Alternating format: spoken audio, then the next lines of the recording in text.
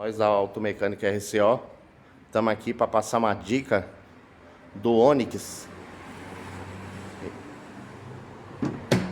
Defeito crônico na porta traseira. Vou mostrar aqui agora.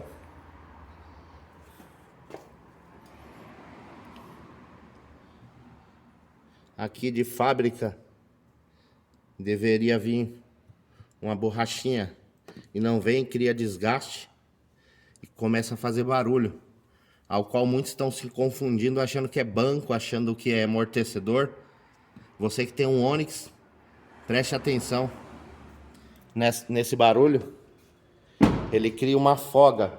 Se apertando aqui, ele já faz barulho. Ok? Uma dica aí da Automecânica RCO. Deixa seu like, compartilha. Se inscreve no canal. Deus abençoe.